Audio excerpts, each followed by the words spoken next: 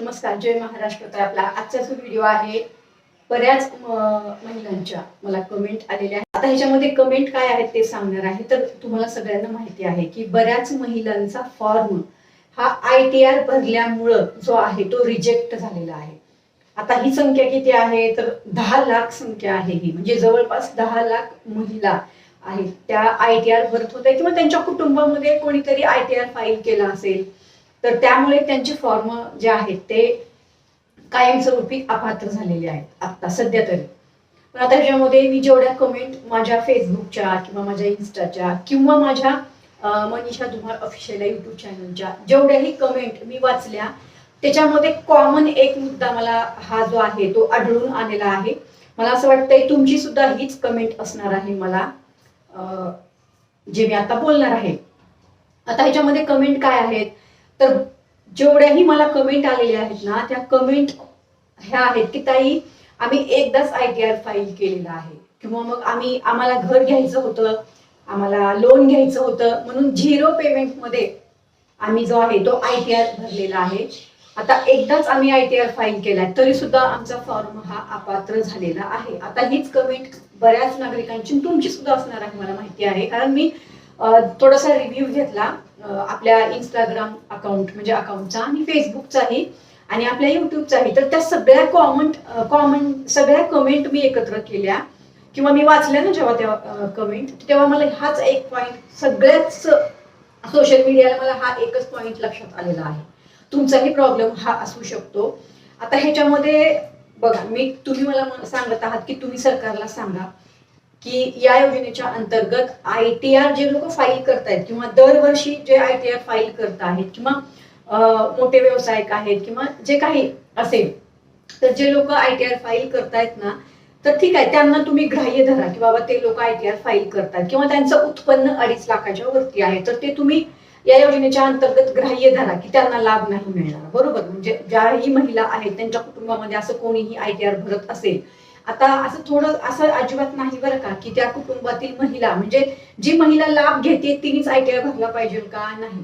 तिच्या कुटुंबामध्ये तिचे मिस्टर ITR भरत असतील, तिचा मुलगा ITR भरत असेल किंवा अजून कोणी कुटुंबामध्ये ITR भरत असेल, एका कुटुंबामध्ये जेवढे मेंबर राहतात किंवा आपल्या एका राशन कार्ड मध्ये जेवढेही आपले नाव असतात, तर ते एक कुटुंब असतं, हे लक्षात घ्या. ते एक कुटुंब असतं आणि त्या कुटुंबाचं म्हणजे आता समजा एका कुटुंबात 4 लोक राहत असतील, कुठल्या कुटुंबात 5 राहत असतील, कुठे 6 राहत असतील, कुठे 2ही राहत असतील, कुठे 3 राहत असतील. बरोबर, तर अशा वेळेस जे आहे ते त्या कुटुंबाचं इन्कम हे ग्राह्य धरलं जातं.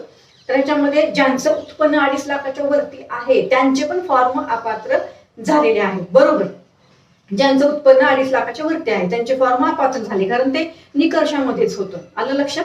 आता ह्याच्यामध्ये दुसरा जो मुद्दा आहे ITRचा. आता ही 0 पेमेंट मध्ये आम्ही ITR भरलंय किंवा बऱ्याच लोकांनी फक्त ITR फाईल केलं होतं, म्हणजे ITR भरला पण नव्हता, पण बऱ्याच महिलांच्या कुटुंबातून फॉर्म भरला होता ITR साठी किंवा ITR फाईल केलं होतं, एकदाच फाईल केलं होतं. बरेच लोक म्हणतात की आम्ही फक्त फॉर्म भरलाय ITRचा तरी सुद्धा आमचा फॉर्म अपात्र झालेला आहे. आता ह्याच्यामध्ये मी तुमच्या वतीनेच आता ही जे आहे ते सरकारला विनंती करणार आहे. हे तुम्हीच मला बोललेला आहात. आता मलाही नाही माहिती की हा विषय जो आहे की तो आता ITRचा सरकार हा प्रॉब्लेम कसा सॉल्व्ह करणार, आता ह्याच्यावर थोडंसं लक्ष देण्यासारखं आहे. कारण काय झालंय ना, हे जे मी जसं मगाशी एक पॉइंट तुम्हाला या ठिकाणी ऍड केला की जे खरंच आपल्या निकषामध्ये बसत नाही तर त्यांचे फॉर्म अपात्र झाले तर ओके, काही प्रॉब्लेम नाही. बरोबर, ज्यांचं उत्पन्न 2.5 लाखाच्या आत आहे, ज्यांचं उत्पन्न 2.5 लाखाच्या वरती आहे किंवा मग जे लोक ITR आत्ताही भरत आहेत किंवा त्यांची परिस्थिती चांगली आहे, बरोबर, थोडक्यात आपण असं धरू की उत्पन्न त्यांचं चांगलं आहे किंवा ITR भरतायत, तर त्यांचे फॉर्म अपात्र करा कायमस्वरूपी, काही प्रॉब्लेम नाही.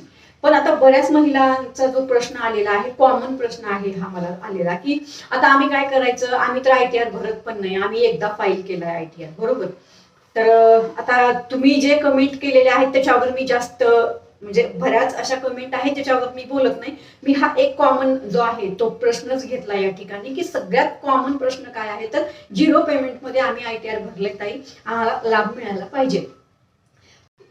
या योजनेच्या अंतर्गत मी आपल्या राज्याचे मुख्यमंत्री आदरणीय देवेंद्र फडणवीस साहेब तथा आपल्या सर्वच लाडक्या बहिणींचे देवाभाऊ तथा ही योजना ज्या विभागाच्या अंतर्गत चालवली जाते म्हणजेच आपल्या महिला बाल कल्याण विभाग मंत्री आदितीताई तटकरे, मी आपणास विनंती करत आहे, थोडक्यात मी भाजपा महायुती सरकारलाही विनंती करत आहे माझ्या या व्हिडिओच्या अंतर्गत, आणि मला माहिती आहे तुम्ही या माझ्या व्हिडिओची दखल घेणार आहात. याच्या अगोदरही माझ्या भरपूर व्हिडिओची दखल घेतली गेलेली आहे, हे मला ऑलरेडी माहिती आहे.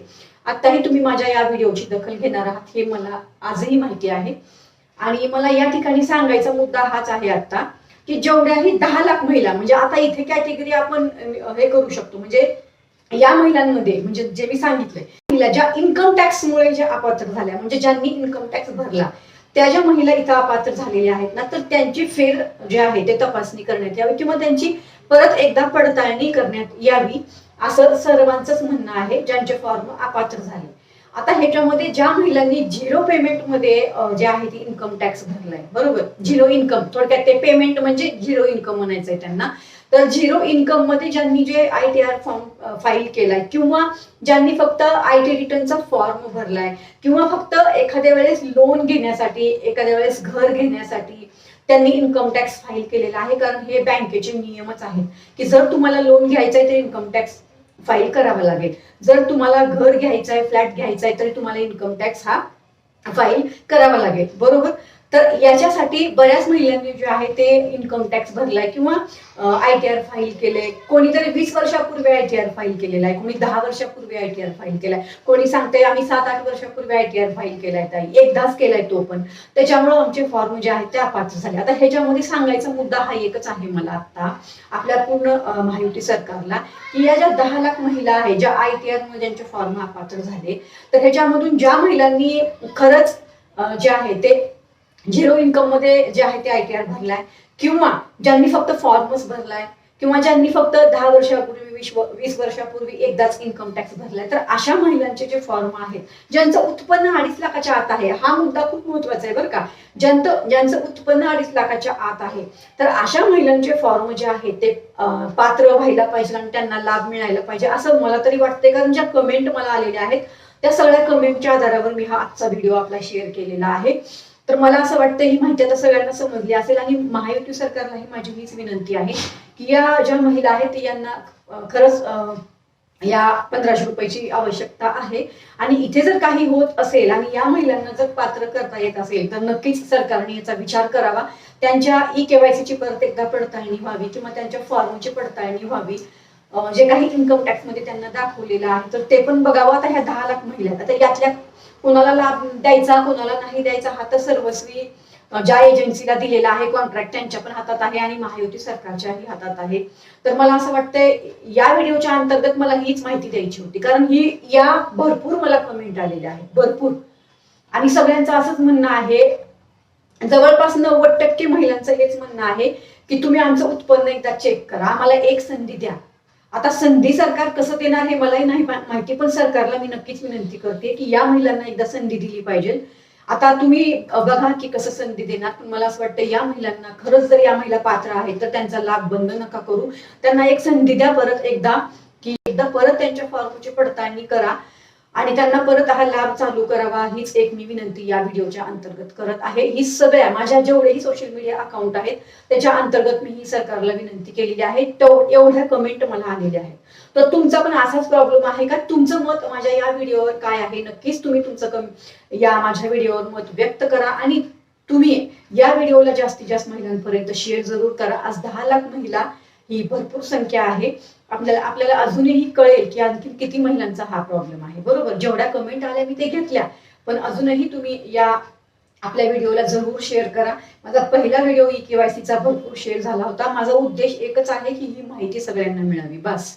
त्याच्या पलीकडे माझा कुठलाही उद्देश नाही. तर तुम्हाला कसा वाटला माझा आजचा व्हिडिओ, आणि आजचा खास करून ITR संदर्भामध्येच आपला जो होता तो हा व्हिडिओ होता. चला तर मग परत भेटू. धन्यवाद. जय हिंद, जय महाराष्ट्र.